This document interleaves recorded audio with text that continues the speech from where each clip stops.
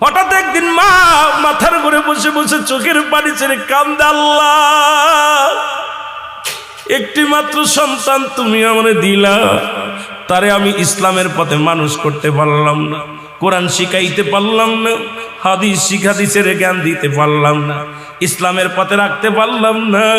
আমি মা হয়ে আল্লাহ তোমার কাছে ফরিয়াদ করলাম, তুমি শোনো নাই রে আল্লাহ। আল্লাহ যদি নাই তুমি শোনো, আমার মাতাল সন্তানকে তুমি ঈমান দিয়ে দাও, ও যদি মারা যায় যেন ঈমানের সাথে মৃত্যুবরণ করে। জোরে বলো আল্লাহু আকবার। এ মুসলমান শুনে নাও, মা দোয়া করে, মায়ের দোয়া কবুল হয়ে গেছে আল্লাহর দরবারে।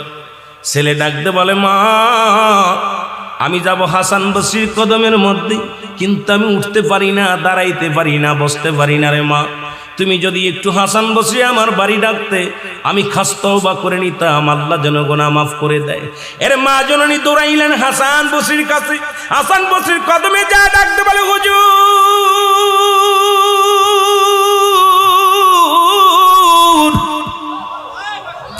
আমার মাতাল ছেলে তওবা করতে চায়, কালেমা পড়তে চায়, আপনি যদি আমার সাথে একটু আমার বাসায় যাইতেন গো, তাহলে আমি অত্যন্ত খুশি হতাম আপনার উপরে।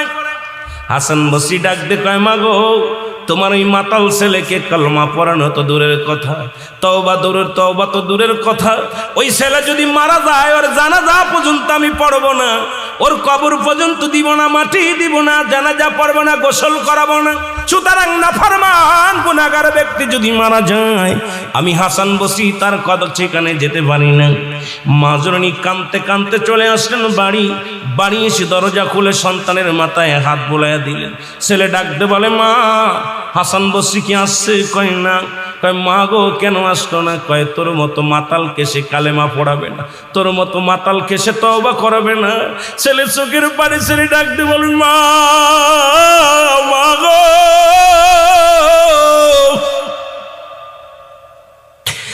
আমার মতো পাপীরে যদি দুনিয়ার মানুষ ঘৃণা করে, আমি যদি মারা যাই, জানি আমি মারা যাবো গো মা, মারা গেলে আমার এই লাশখানা কোনো গোরস্থানে শুয়াইবা না, যদি গোরস্থানে শুয়াও তাহলে গোরস্থানের মানুষের কষ্ট হবে রে মা, আমি মারা গেলে আমার গলার মধ্যে রশি লাগাইয়া টানতে টানতে জঙ্গলের মধ্যে ফেলে দিবা রে মা, নাই সমুদ্রে ফেলে দিবা, কারণ আমার মতো পাপীরে যদি গোরস্থানে রেখে দেয় অন্য ভাইয়ের কষ্ট হবে, অন্য ভাই বোনদের কষ্ট হবে।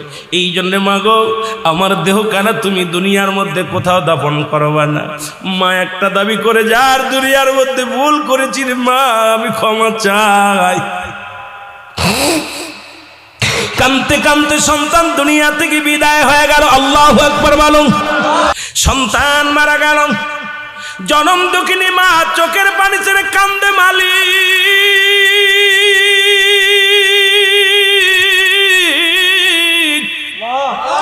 আমি অপরাধী, আমি গুনাহগার,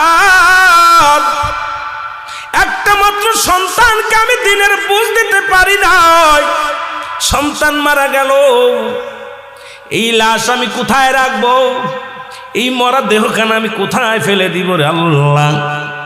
সন্তান তো বলে গেছে, মা তুমি আমার গলার মধ্যে রশি লাগাইয়া বনের মধ্যে ফেলে দিবা, নাই পানিতে ফেলে দিবা। এখন আমি কি করি? চোখের পানি ছেড়ে কান্দে। এমন সময় হাসান বসরি দরজার মধ্যে হাজির। মারহাবা বলেন না। হাসান বসরি যখন দরজার মধ্যে হাজির হয়ে গেছে, দরজা খুলে দেখে হাসান বসরি রাহমাতুল্লাহ উনি ঘরের মধ্যে হাজির হয়ে গেছে গো। ডাকতে বলে, হুজুর আপনি আমার ঘরে? কই, মা গো, তোমাকে বিদায় করে দিয়া আমি জোহরের নামাজ পড়ে যখন যাই নামাজের পর ডান হাত মোবারক মাথার তলে দিয়ে ঘুমাইছিলাম, ইলহামের মাধ্যমে শুনতে পারলাম, হাসান যে মা তার সন্তানের জন্য ক্লাতি করে রে,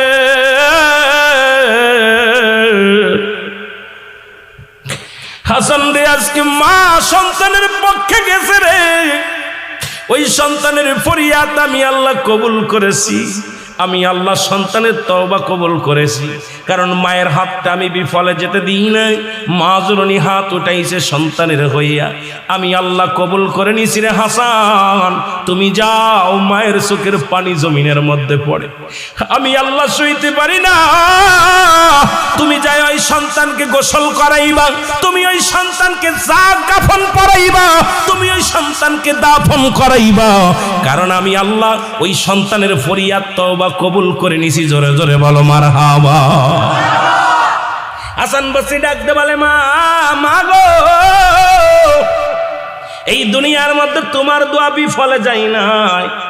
মাগো, তোমার দোয়া আল্লাহ কবুল করেছে, তোমার সন্তানের তওবা আল্লাহ কবুল করেছে। এ মুসলমান, আজকে সেই সমাজ, এ মুসলমান, এমন মা বাবা যদি কোনো সন্তানের পক্ষপাতী করে গো, তার কপাল খুলে যায়। আজকে অনেকেই ওয়াজ শুনি কিন্তু মা বাবার সাথে খারাপ ব্যবহার করি। অনেক বক্তা মা বাবার ওয়াজ করে কান্দি, অথচ মা বাবার খবর নিই না। ও মুসলমান, আজকে মা বাবা বৃদ্ধ আশ্রমে, মা বাবা বুড়া বয়সে কত কষ্ট করে রে মুসলমান। আজকে মা বাবার হক আমরা আদায় করতে পারি না, আল্লাহর দরবারে কি জবাব দিব রে মুসলমান। আমি এই জন্য আমি আপনাদেরকে বলে যাই, তওবা করবা বেশি বেশি, আর মা বাবার যত্ন করবো বেশি বেশি গো। মা বাবারেও খুশি রাখবা, আমার আল্লাহ আল্লাহ রাসূলকেও খুশি রাখবা, ইসলামের বিধান মেনে চলবা, দুনিয়া আখিরাত দুইটাই শান্তি পাবা। জোরে জোরে বলেন ঠিক কিনা? এ মুসলমান, গভীর মনোযোগ। লা ইলাহা, নাই কোনো ইলাহ ইল্লাল্লাহ, এক আল্লাহ ছাড়া, মুহাম্মাদুর রাসূলুল্লাহ, আল্লাহ পাকের প্রেরিত রাসূল বা বান্দা হলো নবী। মারহাবা বলো। আর একটু জোরে। আল্লাহ পাক একমাত্র ঠিকানা হলো রাহমাতাল লিল আলামিন। নবীকে ভালোবাসো, আল্লাহর প্রেমের ডুব দাও রে মুসলমান। এই কালেমা পড়লেন পৃথিবীর মধ্যে, এই কালেমা পড়ে ইসলামের মধ্যে ঢুকলা। আজকে মুসলমান, তুমি আল্লাহ ছাড়া কোনো মাবুদ নাই, অথচ আজকে বাংলার জমিনে মুসলমানেরা কোরআন নিয়ে অবমাননা করা হয়। আজকে কোরআনের প্রতি তওমাত দেয়া হয়, নবীর প্রতি তওমাত দেয়া হয়, সাহাবীদের প্রতি তওমাত দেয়া হয় রে মুসলমান। শুনে নাও, কয়েকদিন আগে বড় কষ্ট পাইলাম, কোরআনকে বলতেছে কোরআনের ভিতর অধিকাংশ আয়াত জাল, কোরআনের ভিতর অধিকাংশ আয়াত হলো বানোয়াট, অথচ আল্লাহ বলেছেন জালিকাল কিতাবু লা রাইবা ফীহি। জোরে বলো মারহাবা। মুসলমান, যার ভিতরে কোনো সন্দেহ নাই, যার কোনো জবর ভুল নাই, জেরের ভুল নাই, নুক্তার ভুল নাই। আজকে বাংলার জমিনের কিছু শায়েখ আছে যারা কোরআনের ব্যাখ্যা দিতে যায় কোরআনের ভুল ধরেছে। আল্লাহ বলে, কারা ধরবে না? হুদাল্লিল মুত্তাকিন। ও মুসলমান শুনে নাও, যারা মুত্তাকিন হবে, যারা মুমিন হবে, কোরআনের অবমাননা করবে না, ইসলামের অবমাননা করবে না।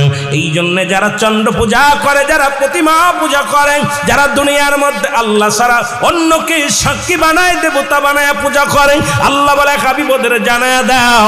আমি ছোট্ট একটা সূরা পড়ে আলোচনা শুরু করেছি, সূরা ইখলাস। আল্লাহ বলে হাবিব ওদের জানায়া দাও, আল্লাহু আল্লাহু আহাদ আল্লাহুস সামাদ লাম ইয়ালিদ ওয়া লাম ইউলাদ ওয়া লাম ইয়াকুল লাহু কুফুয়ান আহাদ। জোরে জোরে চিল্লায়া চিল্লায়া বলেন আল্লাহু আকবার। আল্লাহ ডাকতে বলে, হাবিব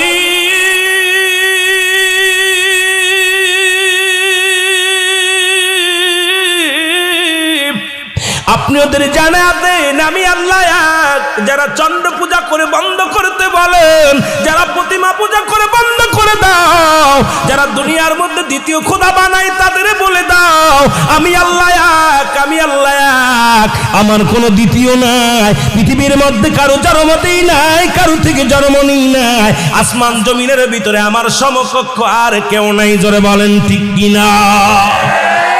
পূজা করবো কার? জিকির করব কার? বন্দেগি করব কার?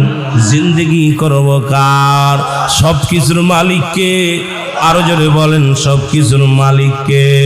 একটু জোরে জোরে চিল্লায় বলা যাবে না আল্লাহু আকবার। আর একটু জোরে জোরে চিল্লায় বলা যাবে না আল্লাহু আকবার। এ দুনিয়ার মুসলমান শুনে নাও, এই জন্য আমি আজকে অনেক যুবক ভাইয়ের আছো গো, যুবকদের বলে যাই, এই কালেমা পড়লেন, এ দুনিয়ার মুসলমান, কালেমার জন্য কত যুবক জীবন দিয়া গেল, এই কালেমার জন্য জীবন বাজি রাখলো।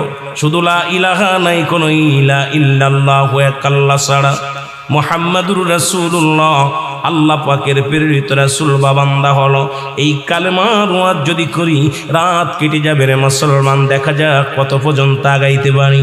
আমি আপনাদের কয়েকটা কথা বলে যাই, দিলের কান্ডা লাগায় শুনে নেন। এই যুবক ভাইয়েরা শুনে নাও, এই যুবক কালেমা পড়লেন। কে পড়ল রে? দুনিয়ার মধ্যে আব্দুল হুজ্জাব নামে একজন যুবক কালেমা পড়লেন। লা ইলাহা নাই কোনো ইলা ইল্লাল্লাহু এক আল্লাহ ছাড়া। সে জিকির করতে লাগলেন আর কয় ইল্লাল্লাহু ইল্লাল্লাহ লা ইলাহা, আরো জোরে বলেন ইল্লাল্লাহু ইল্লাল্লাহ লা। হুজ্জাব কালেমার পাগল হয়ে গেল, বকরি চড়াইতে মাঠে যায়, বন্ধু বান্ধব কত রং বিরঙের গান গায়, বন্ধু বান্ধব গুলো সব আনন্দ ফুর্তির মধ্যে থাকে। আর হুজ্জাব কি করে? কালেমা পড়ে। বকরিগুলো কালেমা শুনে তাকায় রয়েছে হুজ্জাবের দিকে। ও মুসলমান, হুজ্জাবের চাচার কাছে খবর আসলো, ছোট্টবেলা হুজ্জাবের বাবা মারা যায়, মা জননী অন্য পুরুষের সঙ্গে বিবাহ বন্ধনে আবদ্ধ হয়েছে।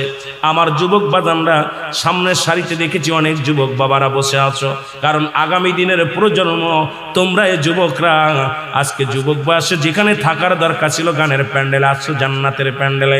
আমি আপনাদের কিছু কথা বলে যাই, কারণ যুবক বয়সে হবে জান্নাতি। আল হাসান আল হুসাইন হবে যুবকদের সর্দার, জান্নাতের সর্দার। যুবক বয়সে একবার আল্লাহ বলা আর বৃদ্ধ বয়সে 1000 বার বলা সমান হবে না। সুতরাং আজকে যুবক ভাইয়েরা, যুবক সমাজের উদ্যোগেও মাহফিল, যদিও চেয়ারম্যান বাড়ির মাহফিল, তবুও যুব সমাজের উদ্যোগের মাহফিল। যুবক ভাইয়েরা ফিরে আয়, ফিরে আয়, ফিরে আয়, দিন ইসলামের মধ্যে ফিরে আয় যদি শান্তি পেতে চাও। জোরে বলেন ঠিক কি না? হুজ্জাব কি করলেন? কালেমা পড়লেন। খবর এসে গেল চাচার কাছে, ও আমাদের নেতা, আমাদের মালিক, তোমার বাতিজা কালেমা পড়ে। কি সেই রাগ কালেমা পড়ে? সদা সর্বদা যখন কালেমা পড়ে তখন আমাদের বকরিগুলো খানা খায় না, উটগুলো খানা খায় না। ওই পাগলটার মুখের দিকে তাকায়া থাকে, পেল পেল করে তাকায়া থাকে। বলে হুজ্জাবরে ডাকো, সে কি কালেমা পড়েছে। ডাক দিয়ে হলো, কয় চাচা বাতিজা। দুজন পাশাপাশি বসলেন। এখন চাচাই জিগায় বাতিজারে, তোমার মালিককে? তোমার মালিককে? বলে কেন বাবা? আমার মালিক আমার আল্লাহ। জোরে বলেন মারহাবা। আমার মালিক কে? জোরে জোরে চিল্লায় বলেন কে? এবার হুজ্জাবের চাচা কয়, না বাতিজা, তোমার মালিক আমি, কারণ তোমারে খাওয়ায়, তোমারে পড়ায়, তোমার সমস্ত দায়িত্ব হলো আমার। সুতরাং তুমি আমার কর্মচারী, আমি তোমার মালিক। নাউজুবিল্লাহ বলেন না? আর একটু জোরে বলেন। বাতিজা কয়, চাচা আপনার মালিক কে? আমার মালিক যদি আপনি হন, আপনার মালিক কে? কয় বাতিজারে, তুমি যে পড়াশোনা করছো ভুল পড়াশোনা করছো, আমার মালিক আমি নিজেই। জোরে বলেন নাউজুবিল্লাহ। বাতিজা বলে, চাচাই বলে, বাতিজারে তোরে খাওয়াই কে? কয় আল্লাহ। কে খাওয়ায়? জোরে বলেন কে খাওয়ায়? কার জন্য সুদ খাও? কার জন্য ঘুষ খাও? কার জন্য ব্যভিচার করো? কার জন্য অন্যায় করো? কার জন্য জুলুম করো? এই বাড়ি থাকবে না, গাড়ি থাকবে না, সব কিছু আমার আল্লাহ চূন্য বিচ্ছিন্ন করে দিবে। আমি আস্তে আস্তে আলোচনায় গেলে বুঝতে পারবেন। আজকে তোমরা মুসলমান, ফিলিস্তিনের মুসলমানদের আঘাত করে, ইসরায়েলের জানোয়ারগুলো শুনে রাখো, পৃথিবীর মধ্যে যারা খুদাই দাবি করেছিল, আল্লাহ তাদের ধন ভাণ্ডারের মালিক বানায়া দিয়েছিল, তারা দুনিয়ার মধ্যে নাই, তোমরাও থাকবা না। হয়তো 100 বছর, 50 বছর, 60 বছর বাঁচবা, কিন্তু তুমি আর এক ভাইয়ের রক্ত নিয়ে খেলা করো, ওই ভাইয়ের চোখের পানি বিফলে যাবে না। আমার আল্লাহ ছাড় দেয়, ছেড়ে দেয় না। জোরে কোন ঠিক কিনা? আর এই দুনিয়ার পাহাড় করতেছ, পাহাড় ধন সম্পদের পাহাড় করলাম, এই ধন সম্পদ খাবে পোকে, তোমার দেহ খাবে পোকে, ধন সম্পদ খাবে লোকে। জোরে বলেন ঠিক কিনা? এই বাড়ি গাড়ি চেয়ারম্যান সাহেব খাইতে পারবেন, এটা হয় ছেলে খাবে, নাতি খাবে, প্রতিবেশী খাবে, কিন্তু ওনার দেহখানা খাবে পোকে। এই জন্য পোকে যেন দেহটা না খায়, সেই কাজ করার দরকার আছে কি না? সেই কাজ হলো জান্নাতের বাগান, নামাজ, রোজা, হজ, যাকাত, ইসলামের বিধান মেনে চলতে যদি পারো, তোমার দেহটা যদি সুন্দরভাবে ইসলামের মধ্যে গঠন করতে পারো, তোমার দেহটা কবরের ভিতরে সম্মানের সাথে থাকবে, তোমার কবরে তোমার দেহটা থাকবে, সুন্দর থাকবে, ফেরেশতারা তোমার কবরে সালাম দিবে, তোমার যত্নে রাখবে, আরামে রাখবে। আর যদি তোমার দেহখানা যদি ইসলামের বিধান না মেনে চলে যাও, ওই দেহখানা কবরে ঢুকার সঙ্গে সঙ্গে পোকে খাওয়া শুরু করবে। জোরে বলেন ঠিক কিনা? আমার ভাইরা, আমার বন্ধুরে, বাতিজা বলে, চাচা খাওয়ানোর মালিক আল্লাহ, রিজিকের মালিক আল্লাহ, হায়াতের মালিক আল্লাহ। কে কে? জেনে বলেন কে? আল্লাহ। চাচাই কয়, না রে বাতিজা না, ওই কালেমা ছেড়ে দে, ওই ভণ্ডামি ছেড়ে দে, ওই কালেমা পড়া যাবে না, কালেমার অর্থ জানো? কই জানি, আল্লাহ ছাড়া কোনো মাবুদ নাই, রাসূল তার প্রেরিত বান্দা। কয় না রে বাতিজা না, এই কালেমার অর্থ হলো আজ থেকে খানা বন্ধ, তুমি আর খাইতে পারবা না। চাচা বাতিজা কয়, বাতিজা আলহামদুলিল্লাহ, যদি কালেমার অর্থ খানা বন্ধ হয়, আমি গোলাম আজ থেকে খানা খাবো না, আমি গোলাম আমার জীবনে একটা খানা খাবো না। যদি কালেমার অর্থ হয় খানা বন্ধ, চাচা খানা ছেড়ে দিলাম, তবু মধুর কালেমা ছাড়ব না, লা ইলাহা ইল্লাল্লাহ। এ মুসলমান, গভীর মনোযোগ, কথাগুলো বললে বুঝতে পারবেন। জগৎ বিখ্যাত একজন আল্লাহর মাহবুব বান্দার কথা বলে আমি শুরু করি, তওবার কথা দিয়া শুরু করি। মুসলমান, এখানে আসছি কিছু আমল নেওয়ার জন্যে, এখানে আসছি গুনাহ মাফের জন্যে, এখান থেকে যেন আল্লাহ মাসুমের মাসুম বানায় দেয়।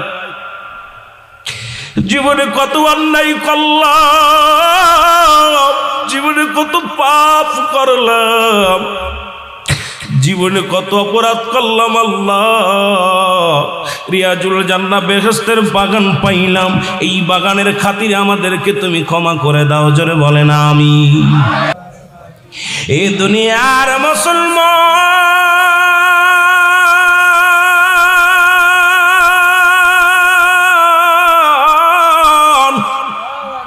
আমি বলতেছিলাম, এক নাম্বার বিপদ হলো মানুষের মরণ, দুই নাম্বার বিপদ হলো মানুষের কবর, তিন নাম্বার বিপদ হলো কিয়ামতের ময়দান। একটার পর একটা বিপদ রে মুসলমান। এই মরণের কথা বলতে যাইয়া আমি আপনাদেরকে বলতেছিলাম, সবচাইতে সহজ মৃত্যু যদি এত কঠিন হয়, তাহলে তাদের কঠিন মৃত্যুটা কত কঠিন হয়। ও দরদি বন্ধু, একটা কথা বললে বুঝতে পারবেন রে মুসলমান। মা মরিয়াম আলাইহিস সালাম, ঈসা ইবনে মরিয়ামের মা, ঈসা নবী একদিন বসে আছে, মা মরিয়াম ডাকতে বলে, বাবা বাজারে যাও, কিছু ফল নিয়ে আসো আমার জন্য, আমি দুঃখিনী মা, কিছু ফল খাবো। মা মরিয়াম যখন হুকুম দিলেন, হযরত ঈসা আলাইহিস সালাম কি ফলের সন্ধানে ঈসা নবী ছাকা নিয়ে ঝুড়ি নিয়ে চলে গেলেন ফল আনতে। বাজারে যখন ফল আনতে চলে গেলেন, আজরাইল আলাইহিস সালাম জমিনের মধ্যে আগমন করলেন। কত ছেলে কলেজে পড়ে লেখাপড়া করে চাকরি করবে, আজরাইল সামনে খাড়া হয়ে গেছে, মোটর সাইকেল নিয়ে গেছে, শেরপুরে বাজারে পথের মধ্যে লাশ হয়ে ফিরেছে। কত কপি বাবারে আমার বিদেশের মাটিতে গেছে টাকা কামাইতে, লাশখানা কফিনে করে এসে গেছে। জোরে বলেন ঠিক কিনা? কারণ মরণের কোনো সময় নাই, টাইম নাই, কখন মৃত্যুবরণ হয়ে যাবে, কখন যেন মালাকুল মউত চলে আসবে কেউ বলতে পারি না রে বাবা। এই জন্য আমি আপনাদেরকে বলে যাই, অনেকে মনে করি বুড়া হলে নামাজ পড়বো, বুড়া হলে রোজা রাখবো, বয়স হলে, এখনো তো বয়স হয় নাই। কারণ মরণের কোনো সিরিয়াল নাই, কে কখন চলে যাবে কেউ বলতে পারি না। জোরে বলেন ঠিক কিনা? আমার ভাইরা, আমার বন্ধুরা, এর মারিয়াম, মারিয়ামের কাছে আজরাইল ডাকতে বলে, সালাম দাও, আসসালামু আলাইকুম মা মারিয়াম।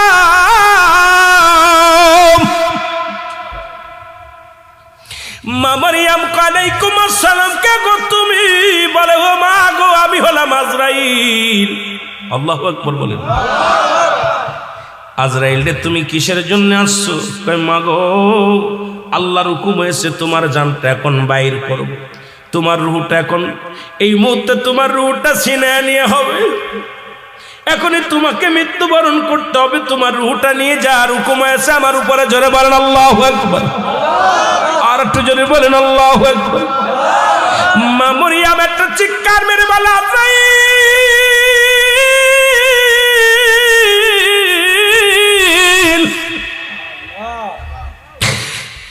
তুমি আমার নিবার আইছো, কোনো দুঃখ নাই, তবে আমাকে একটু সময় দাও, আমাকে একটু সময় দাও। আমি আমার ছেলেকে পাঠাইছি ফল আনতে, আমার ছেলে আমার কলিজার টুকরা সন্তান যখন ফিরে আসবে তার সাথে 2টা মিনিট কথা বলতে চাই রে আজরাইল, এই সময়টুকু আমারে দাও, আমি আমার ছেলের সঙ্গে 2টা কথা বলতে চাই। আজরাইল বলে মা সময় নাই, কারণ আল্লাহর হুকুম আছে আপনাকে 2টা মিনিট আমি সময় দিতে পারবো না। ও মা মরিয়ম, এখনই হুকুম আছে আপনার রূহটা কবজ করার জন্য, সুতরাং 2 মিনিট কেন 2 সেকেন্ড সময় যে আমার দ্বারা সম্ভব নয়, আপনি প্রস্তুতি নেন, আপনার রূহ কেন আমি বাইর করব। জোরে জোরে চিল্লায় বলো আল্লাহু আকবার। আজরাইল হুকুম দিলে, হুকুম পাইলে তোমার মতো মৌলবী আমার মতো মৌলবী মুন্সি দেখার সময় নেই, খালি হুকুম আসতে পারলে দেখা যায় সিজদার মধ্যে পড়ে আছে, রুকুর মধ্যে পড়ে আছে, ঘুমের মধ্যে মরে আছে।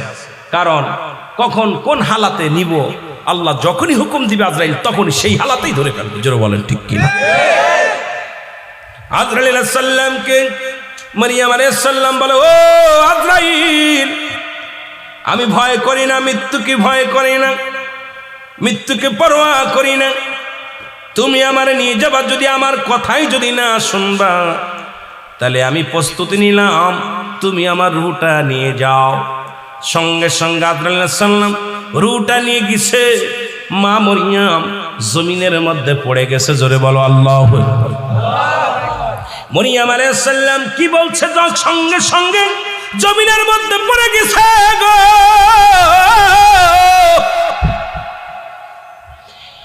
ঈসা আলাইহিস সালাম ফলমূল নিয়ে বাড়িতে এসে দেখে মা জননী পড়ে আছে ঘরের দরজায়।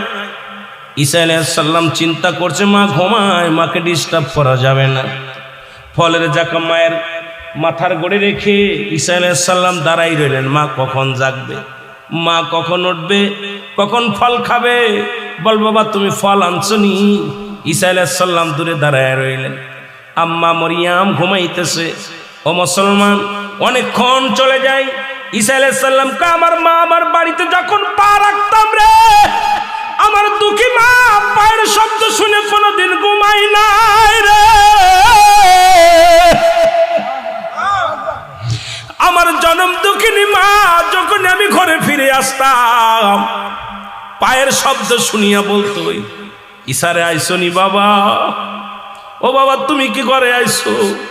আজকে যেহেতু মা ডাকে নাই, মার কোনো অসুখ হলো নি। মায়ের হাতটা যখন ধরলেন, দেখে মায়ের আর প্রাণ পাখি নাই, মা দুনিয়া থেকে নেছে বিদায়। চোখের পানি ছেড়ে কান্দে আর বলে আল্লাহ। মায়ে আনতে বললো ফল, মায়ের বুঝি পরাণে ফল চেয়েছিল, আমি ফল আনি আমাকে আর পাইলাম না, তুমি মাকে নিয়ে গেলে আমার আল্লাহ, তুমি আমার মা জননীকে নিয়ে গেলা। চোখের পানি ছেড়ে কাঁদতে লাগলেন, কাঁদিয়া কাঁদিয়া বলে আল্লাহ তুমি তো আমাকে সেই পর দিছো জিন্দা ডারে মরা ডারে বাঁচানো। ঈসা আলাইহিস সালাম ডাক দে বলে আল্লাহ সেই ক্ষমতা আমারে দিয়া দাও, আমার মাকে একটু জাগাইব। সঙ্গে সঙ্গে আল্লাহ ক্ষমতা দিয়ে দিলেন, হুকুম দিলেন ঈসারে তোর মারে ডাক দে। সঙ্গে সঙ্গে ঈসা আলাইহিস সালাম ডাক দেয়, মা আর ঘুমায় না, ওঠো। মা জননী লাফতে উঠলেন, মারহাবা বলেন। মা জননী বলে বাবা রে তুমি ফল নিয়ে আইসো নি? আল্লাহু আকবার। মা গো তুমি আর ফল খাইতে পারবা না গো মা, ফল তো নিয়ে আসলাম, তুমি আর জগতে নাই, তবে একটা কথা জানার জন্য তোমারে জাগাইছি গো মা। মা বলে বাবা কিসের জন্য জাগাইলি বল? কয় মা গো তোমার সঙ্গে আজরাইল কি রকম আচরণ করেছে আমি জানতে চাই। আল্লাহু আকবার বলে। তোমার সাথে আজরাইল আলাইহিস সালাম কি রকম আচরণ করেছে জানতে চাই। মা মরিয়ম ডাকতে বলে বাবা ঈসা রে, তোরে দুনিয়ায় আনতে যত কষ্ট হয়েছে বাবা, এই দুনিয়ার মধ্যে আজরাইল আমার জানটা যখন বাইর করেছে আমি এত বড় যন্ত্রণা, এত কঠিন যন্ত্রণা ইতিপূর্বে কোনদিন পাই নাই। জোরে জোরে চিল্লায় বলা যাবে না আল্লাহু আকবার। ঈসা আলাইহিস সালাম একটু ক্ষিপ্ত হয়ে গেছে, আমার মা জানটা এত কষ্ট করে, আজরাইল আজরাইল। আল্লাহ কয় যা আজরাইল, আমার বন্ধু ডাকছে শুনে আই কি কয়। আজরাইল শুনে এসে কয় হুজুর আসসালামু আলাইকুম। ওয়ালাইকুম আসসালাম। বলো আমার মা জানটা কেমনে নিছে? তো হুজুর আমার তো আপনি দেখছেন আমার পা জমিনের ভিতরে, মাথাটা আকাশে, আসমানে আমার মাথা মুবারক। সারা পৃথিবীর পানি যদি আমার মাথার ভিতরে ঢেলে দেয় একটু পানি জমিনের মধ্যে পড়বে না, আমি এত বড় দানব। হুজুর আমি তো সবার জান কবাজ করার জন্য দুনিয়া আসি না, একমাত্র আল্লাহ প্রিয় বান্দাদেরকে বান্দিদেরকে জানটা রুহটা নেওয়ার জন্য আমি আদবের সঙ্গে আসি। সুবহানাল্লাহ বলেন না। অন্য এই সমস্ত ঘুষখোর, সুদখোর, জিনাখোর, ব্যভিচারখোর, বেনামাজি জানটা কবাজ করতে আজরাইল দুনিয়া আসে না। উপর থেকে একটা হুক্কার দিবে, রুহটা সঙ্গে সঙ্গে বাইরে হয়ে যাবে। আর যে আকৃতি ধরবে, ধরার সঙ্গে সঙ্গে কলিজাটা কমিতে পারে, হয় পিছনের রাস্তা দিয়ে, সামনের রাস্তা দিয়ে, চোখ দিয়ে, কান দিয়ে, নাক দিয়ে, কোন জায়গাতে বাইর হবে, পালানোর জায়গা পাবে না। ঠিক কিনা? পালানোর কোনো জায়গা পাবে না। আজরাইল বলো আমার মা জানটা কেমনে করেছে? হুজুর আপনার মাকে আমি সালাম দিয়ে শুধু আপনার মায়ের বুকের উপরে হাত মুবারক রাখছি, এরকম আস্তার গায়ে টাচ দিছি। কোন রকম সন্তান যেমনি মায়ের বুকে দুধ খাইতে খাইতে ঘুমায় যায়, ঠিক আপনার মায়ের জানটা আমি ঠিক এইরূপ ভাবে আমি কবাজ করেছি। জোরে বলেন না মারহাবা। মারিয়াম আলাইহিস সালাম বলতেছে আজরাইল তুমি কি শুনাইলা? এত সহজ মৃত্যু আমাকে এত কঠিন দিছো, আমার সমস্ত দেহের মধ্যে মনে হচ্ছে যে আমার চামড়া ছুলে তুমি কাঁচা মরিচ, এই শুকনা মরিচ আমাকে যেন সমস্ত মরিচ এবং লবণ ডলে দিছো। এত যন্ত্রণা, এত কষ্টে আমার জীবনে আমি এই হায়াতের জিন্দেগিতে আমি পাই নাই। আল্লাহু আকবার বলেন। এই মৃত্যু যদি তুমি এত কঠিন দিতে পারো তাহলে কঠিন মৃত্যুটা কত কঠিন। আজরাইল বলে মাগো পৃথিবীর মধ্যে ওই সমস্ত নাফরমান বান্দাদের রূহটা এমন ভাবে নেওয়া হবে তাদের গায়ের যন্ত্রণা কিয়ামত পর্যন্ত গা থেকে যাবে না। তাদের যন্ত্রণায় ওই কবরে যত ভয়াবহ আযাব আছে, কবরের ভিতরে যত ভয়াবহ জাহান্নামের আগুনের মধ্যে, যত জাহান্নামের অগ্নিকাণ্ডে যত ভয়াবহ আযাব আছে, তার চাইতে সবচেয়ে কঠিন ভয়াবহ আযাব হলো মৃত্যু যন্ত্রণা তাদের। আল্লাহু আকবার বলেন। আরো জোরে, আরো জোরে। তাহলে ইয়া দ্বারা বোঝা গেল যে আমার আপনার রূহটা কেমনে বাইর করে। আমি আপনি এত ফালাফালি করতেছি, এত বাড়াবাড়ি করতেছি, ঘটনাটা কি? ঠিক এই রকম হযরতে আপনার ইদ্রিস আলাইহিস সালামকে জান্নাতের মধ্যে আছে। সুবহানাল্লাহ বলেন না, আরো জোরে বলেন, ভালো করে বুঝে নেবেন। ইদ্রিস আলাইহিস সালাম জান্নাতের মধ্যে আছে, রূহটা কবাস হলো, এরপরে ইদ্রিসকে আবার জিন্দা করলো, আবার তাকে জান্নাতে দিল। ইদ্রিস আলাইহিস সালামকে আল্লাহ জিগায়, ইদ্রিস ও বন্ধু তুমি কি জান্নাত পেয়ে খুশি? বলে হ্যাঁ খুশি হয়েছি, তবে আমার একটা কষ্ট। কি কষ্ট? আল্লাহ তোমার আজরাইল মনে আমার সাথে ভালো ব্যবহার করে নাই, তোমার আজরাইল আমার সাথে দুর্ব্যবহার করছে। কি কারো দুর্ব্যবহার? তোমার আজরাইল আমার রূহটা এমন কষ্ট দিছে, আমার গায়ের যন্ত্রণা যায়নি, আমি ঘুরে শুতে পারি না, বসতে পারি না, দাঁড়াইতে পারি না, আমার গায়ের যন্ত্রণা এখন ছটফট করি, আমি খুব কষ্টের মধ্যে আছি। আল্লাহু আকবার বলেন না। আল্লাহ কয় আজরাইল তাড়াতাড়ি যা। আমার বন্ধু কি কয়? ইদ্রিস আলাইহিস সালামের কাছে আজরাইল আলাইহিস সালাম চলে আসছে। আয়েশা বলতেছে হুজুর আপনার কাছে আমি আসছি, কিছু জানতে চান?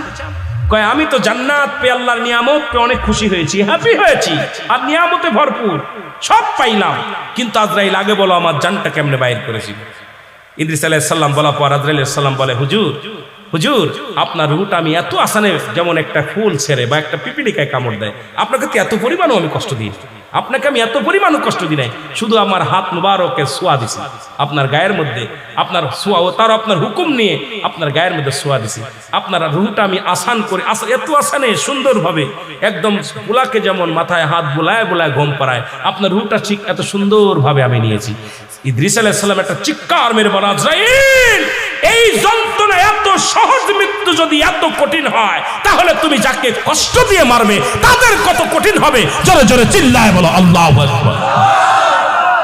এই পৃথিবী চিরদিন থাকার জায়গা নয়, অন্ধকার কবর যে তোমার আসল ঠিকানা রে মানুষ, অন্ধকার কবর যে তোমার।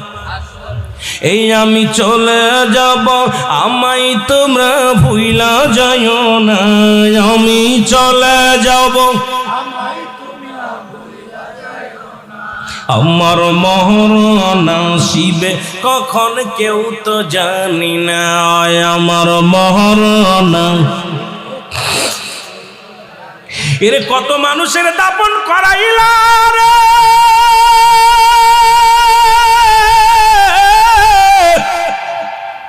কত মানুষের কাপন পরাইলা, কত মানুষকে গোসল করাইলা। গোসল যারা করায় কেউ বলে পায়খানা করে দিছে, কেউ বলে প্রস্রাব করে দিছে, কেউ বলে জিহ্বা বাইরে হয়ে গেছে, চক্ষু দুইটা বড় বড় হয়ে গেছে। এই মরণের যন্ত্রণা আল্লাহ আল্লাহ,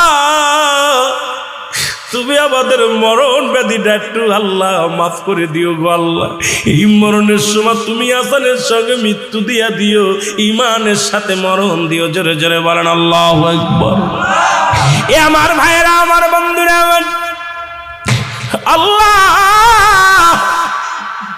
ও আমার আল্লাহ, এই মরণটা যেন এমন ভাবে দাও, এই মরণের সময় যেন কালেমা পড়তে পড়তে মরতে পারি, এই কালেমা যেন নসিব হয়ে যায় আল্লাহ, ইমানের সাথে যেন মৃত্যু হয়। এর 2 নাম্বার বিপদ হলো মানুষের কবর।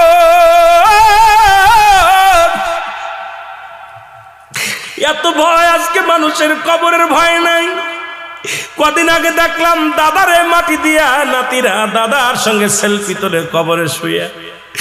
আরে দুনিয়ার কবরের ভয় যদি কোনো মানুষের থাকতো, দুনিয়ায় ঘুষ খাইতে পারতো না, সুদ খেতে পারতো না।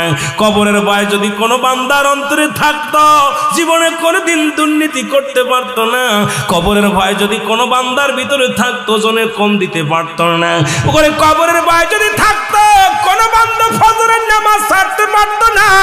কবরের ভয় যদি থাকতো, দুনিয়ার মধ্যে জিনা করতে পারতো না, ব্যভিচার করতে পারতো না। কবরের ভয় যদি থাকতো, মিথ্যা বলতে পারতো না। আসলে আমাদের কবরের ভয় নাই। ও মুসলমান, দ্বিতীয় বিপদ হলো মানুষের কবর। এই দ্বিতীয় বিপদ হলো আমাদের কবর। জোরে বলেন আল্লাহু আকবার। আজকে আমাদের অন্তর কেন কাঁদে না? কবরের ভয় কেন আমাদের অন্তরে জাগে না রে মুসলমান? আমি দেখলাম, কত জায়গা দেখলাম কবর করে আর সেলফি তুলে ছেড়ে দেয়। রে একবার কি তোর মরণের চিন্তা হয় না? যেখানে কোনো বাতি নাই, যেখানে কোনো সাথী নাই, কোনো বন্ধু নাই। ওরে বন্ধু নাই, বান্ধব নাই, এই ঘরে একমাত্র আমার আপনার হবে ঠিকানা। জোরে বলেন ঠিক কিনা? এ আমার ভাইয়েরা, আমার বন্ধুরা, আমার গভীর মনোযোগ। এই কবরে যেদিন শুয়ে দিবে রে, লম্বা আলোচনা আমি ইতি করবো, বেশি করবো না। আমি যুবকদের দিকে আর একটু যাবো, সমাজের দিকে যাব, বাস্তবমুখী কিছু আলোচনা করব যদি সময় পাই রে মুসলমান। তবে একটা কথা না বললে নয়, আজকে এই চোখের পানি যাদের অন্তরে চোখের পানি আসছে রে মুসলমান, যাদের চক্ষু দিয়া মাছের চোখের মতো একটু গড়ে পড়বে জাহান্নামের ভয়, কবরের ভয়। আল্লাহ, তুমি এই চক্ষু দুটি জাহান্নামে দিও না। আল্লাহ, তুমি আমাদের দিও কেন জাহান্নামে দিও না। আল্লাহ আল্লাহ, এই চেয়ারম্যান বাড়ির মাহফিলের খাতিরে আমাদেরকে ক্ষমা করে দিও। জোরে জোরে বলেন আল্লাহু আকবার। রে আদর করিয়া মানুষ আল্লাহ বানাইয়া বলেন আদর করিয়া মানুষ আল্লাহ বানাই কেমনে দিয়া জাহান্নামে ফেলিয়া বলেন কেমনে দিবা জাহান্নামে মহব্বতে বলেন আদর করিয়া মানুষ আল্লাহ বানাই বলেন আদর করিয়া মানুষ আল্লাহ বানাই কেমনে দিবা জাহান্নামে ফেলিয়া বলেন কেমনে সকলে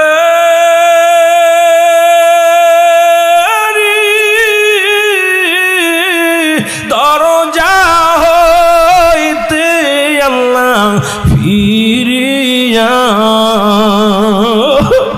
এর সকলে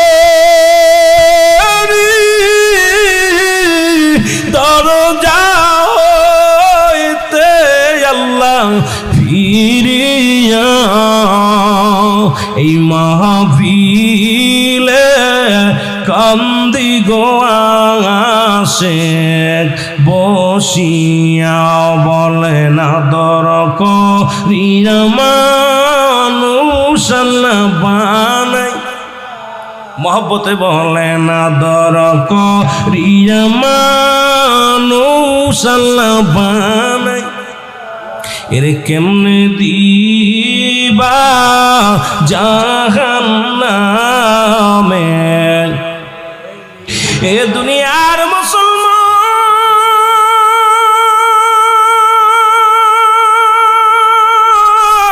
মুসলমান এই আসমান যেমনি বানাইছে বান্দা তোরে এমনি বানাই নাই জমিন যেমনি বানাইছে আমার আল্লাহ এমনি তোরে বানাই নাই এই আকাশ যেমনি বানাইছে আমার আল্লাহ তেমনি তোরে বানাই নাই ফেরেশতাদের যেমনি বানাইছে আমার আল্লাহ এমনি তোরে বানাই নাই এর ফেরেশতা জিন জাতিরে যেমনি বানাইছে আমার আল্লাহ এমনি তোরে বানাই নাই এই দুনিয়া সৃষ্টি যেমনি করেছে রে বান্দা এমনি তোরে বানাই নাই কোন আর ফাকুন বলে সব বাইর হয়ে গেছে পাহাড় জমিন আসমান জমিন যা কিছু আমার আল্লাহ বানাইলো শুধু হুকুম দিয়া বানাইলো আর বান্দারে তোরে আদর করি আমার আল্লাহ কয় বান্দা আমি তোরে আমার কুদরতি হাত দিয়ে বানাইলাম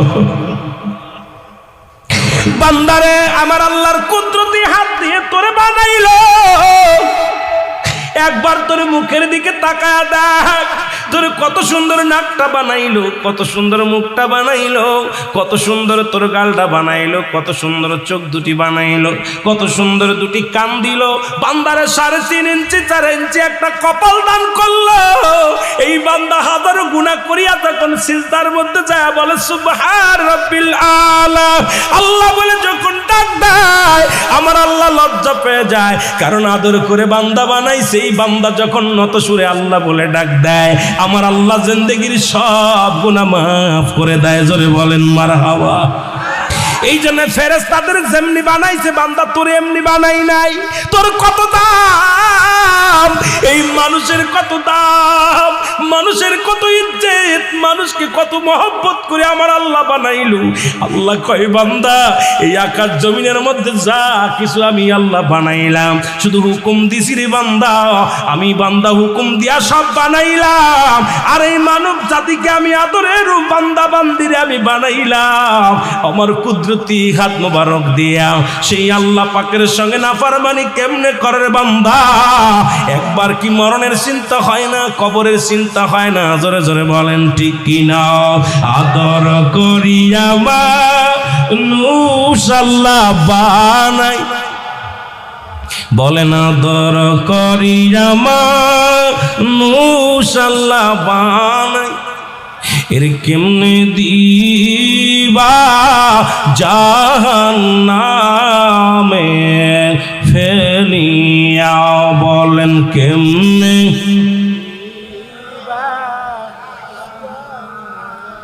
এই দুনিয়ার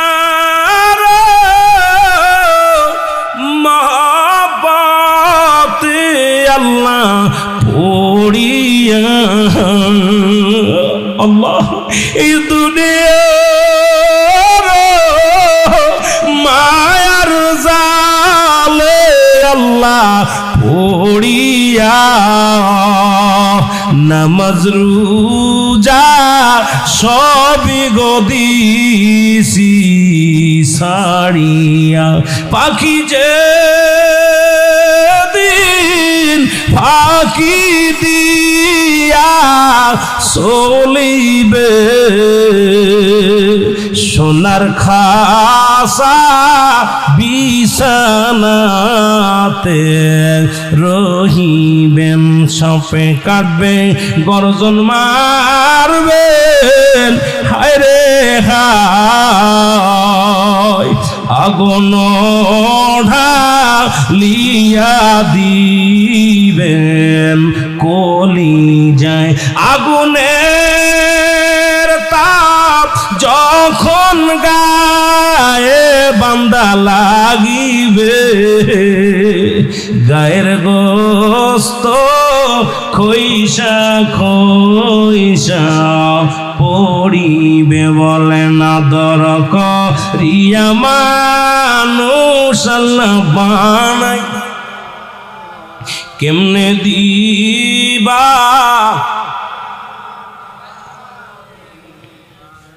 এ দুনিয়ার মুসলমান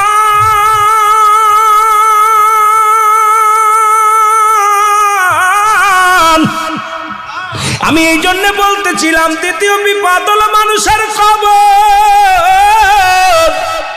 এই কবরে যেদিন শোয়াবে সর্বপ্রথম দুজন ফেরেশতা আসবে তার নাম হলো নুমান ফেরেশতা আল্লাহু আকবার আমরা জানি কবরে শোয়াইলে একজন ফেরেশতা আসবে মান কারণে কিরি ফেরেশতা আপনার দু কাঁধে দুজন বর করে রাখছে কেরামান কাতিবিন দুনিয়ার জিন্দেগিতে যা যা করছেন সব লিখে রাখছে দুজন ফেরেশতা কবরে যেদিন শোয়ানো দিবে সঙ্গে সঙ্গে কবরের মধ্যে আসবে নুমান ফেরেশতা আপনাকে রুহটা পৌঁছাতে বলবে বান্দা চেয়ারম্যান সাহেব দুনিয়ার মধ্যে আল্লাহ রুহটা দিয়েছিল আজরাইল জানটা নিয়েছিল আর আমি নুমান ফেরেশতা আপনার রুহটা ফেরত দিয়ে গেলাম এই নেন রুহটা ফেরত দিয়ে দিলাম দিয়া পর বান্দারে জাগাইবে চক্ষু দিয়া দেখবে না অন্ধের মতো সব টের পাবে অন্ধ মানুষ যেমন দুনিয়ার আলো বাতাস দেখতে পায় না কানে সবই শুনতে পায় রে মুসলমান শুনে নেন এইরকম যখন রোমান ফেরেশতা ডাকতে বলবে বান্দা ওঠো এবার হাতের মধ্যে দুখানা কাগজ আনবে নোমান ফেরেশতা একখানা আনবে বদির কাগজ একখানা আনবে নেকির কাগজ এই কাগজখানা হাতের মধ্যে দিয়া বলবে বান্দারে 80 বছরের জিন্দেগি তুমি পাইলা 70 বছরের জিন্দেগি তুমি পাইলা কত রাকাত নামাজ পড়েছো কত জায়গা কোরআন খতম পড়েছো কত জায়গা তুমি ইসলামের দাওয়াত দিয়েছো কয়টা হাদিস শোনাইছো কয়েকটা তুমি নামাজ কাজা দিছো সব কিছু লিপিবদ্ধ আছে গো বলবে বান্দা তুমি এবার লেখা শুরু করো ভালো কাগজ দেখিয়া পরীক্ষার খাতা হাতে নিয়া বান্দা বলবে ফেরেশতারা রে আমি লিখবো আমি কলম পাবো কই আমার রোমান ফেরেশতা ডাকতে বলবে বান্দারে তোর ডান হাতের শাহাদাত আঙ্গুল মুবারক হলো তোমার কলম আমার দেশের অনেক ভাই অনেক আলেম ওলামা সুন খায় আঙ্গুলে এই আঙ্গুলটা তো সুন খাওয়ার জন্য নয় রে বাবা এই আঙ্গুলটার এত দাম চন্দ্রটাকে দ্বিখণ্ডিত করেছে রাহমাতুল লিল আলামিন চাই আঙ্গুলের ইশারায় আবার ইয়াউমাল কিয়ামতের ময়দানে যেদিন তুমি অন্ধকার কবরে শোবা তোমার আমল নামা লেখা লাগবে ডান হাতের শাহাদাত আঙ্গুল মুবারক দিয়া এই হাতের মর্যাদা জানো রে মুসলমান শুনে নাও এই ডান হাতের আঙ্গুল শাহাদাত আঙ্গুল মুবারক হবে কলম বান্দা বলবে ফেরেশতারা রে অনুমান ফেরেশতা আমি কলম পাইলাম কালি কই বলে কালি হলো তোমার মুখের থুতু মুবারক এখন এই থুতু মুবারক পবিত্র রাখতে হবে আজ থেকে আর গাঁজা খাওয়া যাবে না বিড়ি খাওয়া যাবে না তামাক খাওয়া যাবে না ওরে অনেক আলেম আছে পানের মধ্যে এত হানিক জর্দা না হলে পান চলে না আবার বিড়ির বিরুদ্ধে ওয়াজ করে রে মুসলমান শুনে নাও বড় কষ্ট হয় আমার তখনই বিড়ি তো আগুন বানায় উড়ায় দেয় আর আলেম সাহেব জর্দা না হইলে পান খাইতে পারে না কয়টা হলো মুবারক মুসলমান, অধিক পরিমাণ মাকরু সেবন করলে হয় সগীরা গুনাহ, সগীরা গুনাহকে ছোট করে দেখলে হয় কবিরা গুনাহ, কবিরা গুনাহকারী জাহান্নামী, জাহান্নামী, জাহান্নামী। এখন কয় সগীরা গুনাহ, সগীরা গুনাহ, মাকরু, মাকরু, মাকরু, অধিক পরিমাণ মাকরু সেবন করলে হয় সগীরা গুনাহ। কি গুনাহ? হয়তো অনেকের গায়ে লাগবে বলে আওয়াজ আসতে হয়েছে। কি গুনাহ? জোরে বলেন কি গুনাহ? সগীরা গুনাহ। এবার সগীরা গুনাহকারী বেশি, সগীরা গুনাহ বেশি করলে হয় কবিরা গুনাহ, কবিরা গুনাহকারী হবে জাহান্নামী। এখন তুমি বিড়ির বিরুদ্ধে ওয়াজ করো, আগে পানের মধ্যে জর্দা ছেড়ে দাও। মুসলমান এই কথাটা বললেই তো অনেক আলেমের গায়ে লেগে যায়, তখন তোরে মুসলমান শুনে নাও। এর মুসলমান দেলের কান্ডা লাগা, শোনো, পান খাও, বারণ করি না, এটা হাড়ের রোগের ওষুধ। পানের রোগটা, পানের সেই পানের রসটা হলো হার্ট রোগের, হাড়টা তারে মজবুত করে। কিন্তু এর মধ্যে তুমি বিষাক্ত তামাক 1 কেজি ছাড়া হয় না। আবার তুমি বিড়ির বিরুদ্ধে ওয়াজ করো, কয় বিড়ি হারাম। আছে না? অনেক মৌলবি ওয়াজ করার পান খায় জর্দা দিয়া, ওয়াজ করার খায়। এই হচ্ছে কি, নিজে যেটা ছাড়তে পারিস না আবার একজনে বলার দরকার নেই। যেরকম ঠিক কিনা রাগ রাগ করতেছেন। কয়টা বাজে? কয়টা বাজে? সারা দিন বাবারে আপনারা চলতেছে, কিন্তু আমার চলতেছে না, কারণ আমার দৌড় পড়তেছে খালি পিঠের মধ্যে।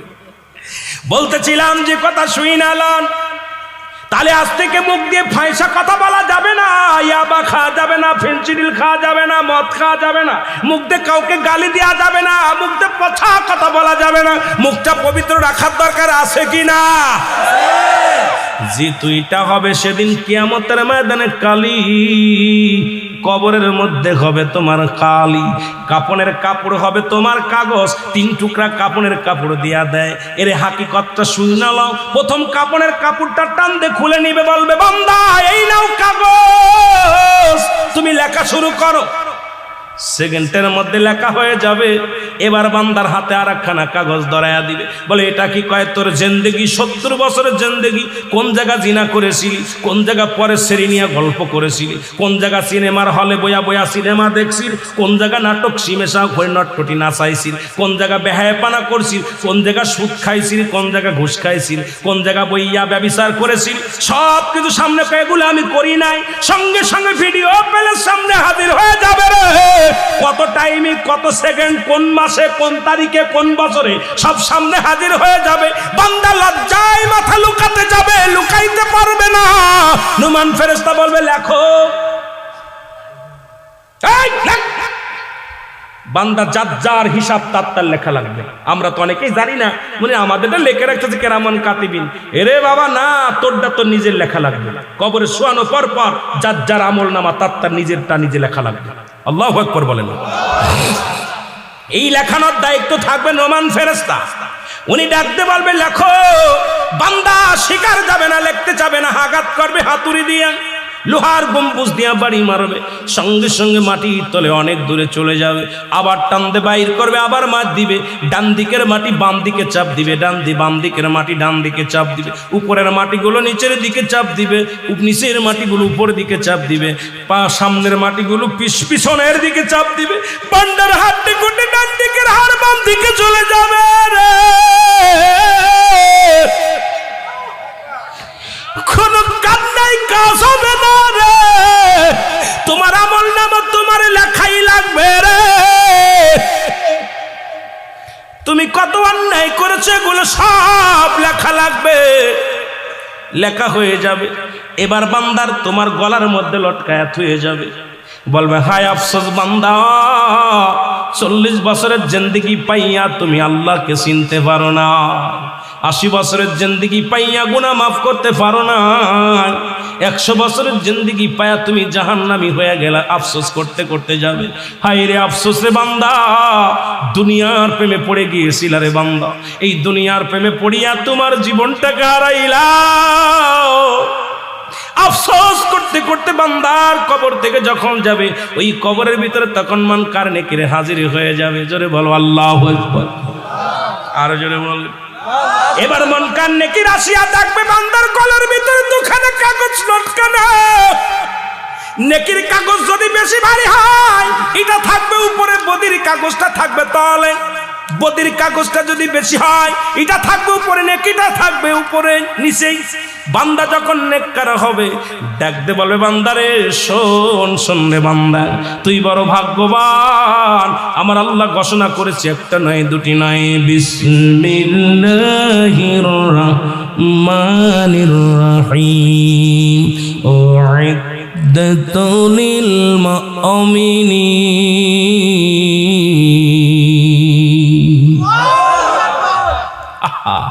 বান্দারে তুই মুমিন, তুমি মুত্তাকিন, তোর জন্য প্রস্তুতি আছে, একটা নয় দুটি নয়, 8টা। কয়টা? তোর জন্য প্রস্তুতি করে রাখছে আমার আল্লাহ 8টা জান্নাত। কয়টা জান্নাত? জোরে বলেন, কয়টা জান্নাত? ভয় পান না? কয়টা জান্নাত? যেতে চান না কিরা কিরা একটু হাত তোলেন। চান না? যেতে চান না কিরা কিরা? আরে বাবা, শেরপুরের মানুষ ধরা পড়ে গেছে। শেরপুরের নাইয়া বড়ই তলা যাইয়া কি বিশ্ব পাগল বানাইল রে, ঠিক কিনা? এই শেরপুরের মানুষ ধরা পড়ে গেছে রে বাবা। জান্নাতে যেতে চাই সবাই, জোরে বলেন ঠিক কিনা? আর জোরে বলেন ঠিক কিনা? এ মুসলমান, জান্নাতে যেতে চাই, জোরে বলেন ঠিক কিনা? আরো জোরে, আরো জোরে, ঠিক কিনা? ও মুসলমান, কয়টা জান্নাত? কয়টা জান্নাত? সব করাই চাই, কতক্ষণ? সব করাই। কারণ আল্লাহর গোলামি করবো, একটা নয়, সব করা চাই, সব বাড়ি আমার। কতক্ষণ? আল্লাহ পাক দিয়ে দিবে, কয়ে বান্দারে যেটা খুশি যা। কারণ সারা জীবন গোলামি করছি, সারা জীবন কষ্ট করছি, শীতের রাত্রে জেগে জেগে তাহাজ্জুদের নামাজ পড়ছি, কোরআন পড়েছি, না খেয়ে থাকছি, ঘুষ খাস নাই, সুদ খাস নাই। বান্দারে আজকে তোর জন্য খোলা আছে সব কটা দরজা। তোর যেটা ভালো লাগে এটা দিয়ে ঢোক, আর যেটা ভালো লাগে সেটা দিয়ে বাইর হ। শুধু আবাদান আবাদান, চিরস্থায়ী একমাত্র ঠিকানা হবে তোর জান্নাত। আরো জোরে বলেন আল্লাহু আকবার।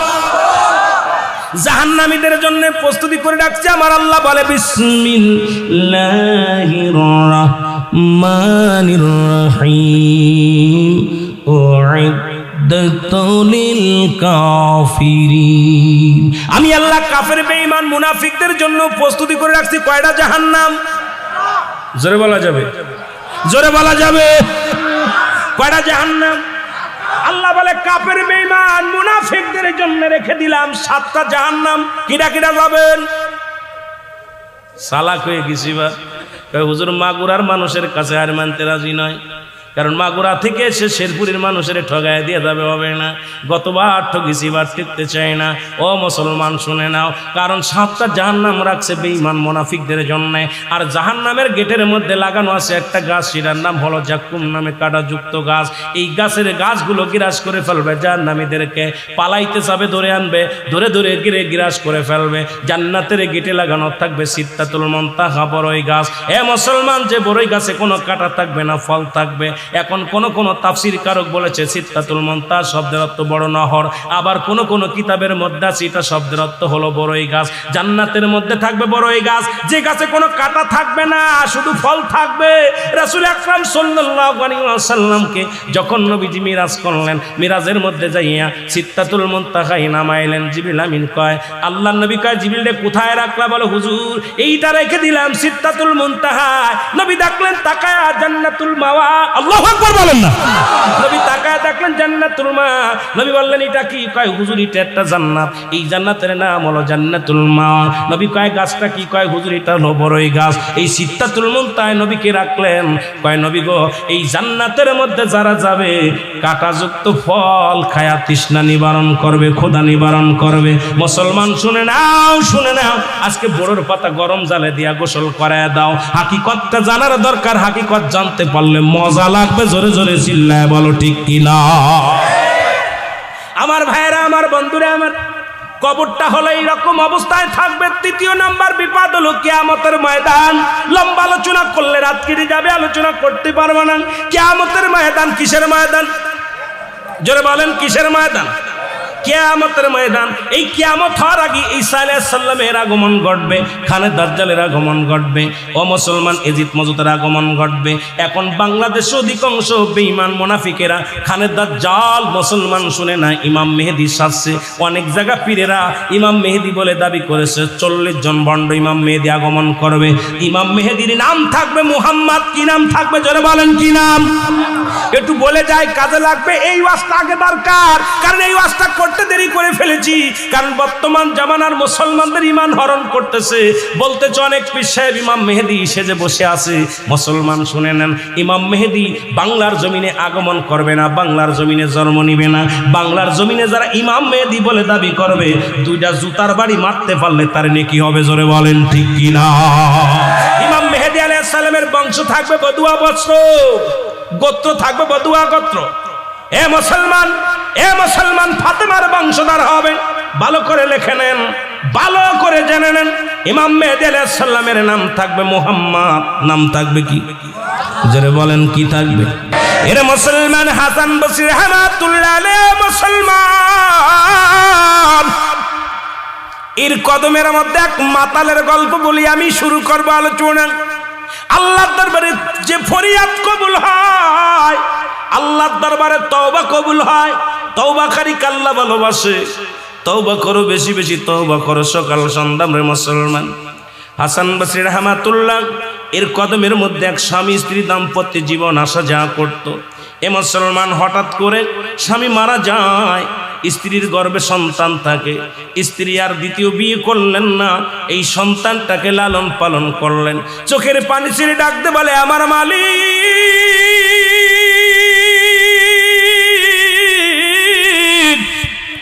আমি এই সন্তানকে কোরআনের শিক্ষা দিব, হাদিসের শিক্ষা দিব, এক বড় আলেম বানাবো, দুনিয়ার মধ্যে জগৎ বিখ্যাত একজন আল্লাহর আলেম বানাবো রে আল্লাহ। জীবনের দ্বিতীয় বিয়ে করব না, আমার জীবনটাকে সংগ্রাম করে আমি গাজী হয়ে দুনিয়ার মধ্যে বেঁচে থাকবো। মেয়েটা তো মারা তো এমনই হয়। আজকে আমার যে মা বোনের আলোচনা শোনো, তারাও কান্দি, একটু আলোচনাটা শুনবা। এর সন্তান বড় হলো, আস্তে আস্তে নামাজ ছেড়ে দিল, রোজা ছেড়ে দিল। ছেলে মাতাল হয়ে ঘোরাঘুরি শুরু করলো। ছেলে এক ওয়াক্ত নামাজ পড়ে না, মায়ের কোনো আদেশ শোনে না। কিন্তু জনম দুঃখিনী মা প্রতিনিয়ত সন্তানের জন্য দোয়া করে, আল্লাহ তুমি আমার সন্তানকে তুমি হেদায়েত দান করো, আমার সন্তানকে তুমি আলেম বানায়া দাও, আমার সন্তানকে তুমি অপরাধ জগৎ থেকে ফিরিয়ে দাও, আমার সন্তানকে তুমি দুনিয়ার মধ্যে ইসলামী জ্ঞান শিক্ষা করায়া দাও। আল্লাহ আমার সন্তানকে তুমি ঈমান দাও, আমার সন্তান যেন জাহান্নামী হয়ে না যায়। জোরে বলো আল্লাহু আকবার। কিন্তু সন্তান কোনো কথা শোনে না। মানুষের অসৎসঙ্গ পাইয়া, গাজামত খাইয়া মাতাল হইয়া ঘুরাতে করে সন্তানের মরণ ব্যাধি হলো। ব্যাধি হয়ে ঘরের মধ্যে বিছনায় পড়ে গেল। জনম দুঃখিনী মা কয়, বাবারে বিছনায় পড়ে আসি রে, কখন যেন মারা যাস। বাবা তুই তওবা কর, তওবাকারীকে আল্লাহ ভালোবাসে, তওবা করে ফিরে আয়। সন্তান কোনো কথা শোনে না। জনম দুঃখিনী মা প্রতিনিয়ত সন্তানের জন্য হাত তোলে আর বলে, আল্লাহ আমার সন্তানকে তুমি ফিরে দাও, ইসলামের পথে ফিরে দাও। মালিক, সন্তান নষ্ট হয়ে যায়। কিয়ামতের ময়দানে আমি মাওলার দরবারে কি জবাব দিব? আমি আল্লাহর আদালতে কি জবাব দিব? আমার স্বামীর কাছে আমি কি জবাব দিব? আল্লাহ তুমি আমার সন্তানকে ফিরে দাও, ইসলামের বুঝ দিয়ে দাও। সন্তান পথে আসলো না, হেদায়েত হলো না। 100 টাকা পয়সা খরচ করে চিকিৎসা করলো, সুস্থ হলো না। মরণ পথের যাত্রী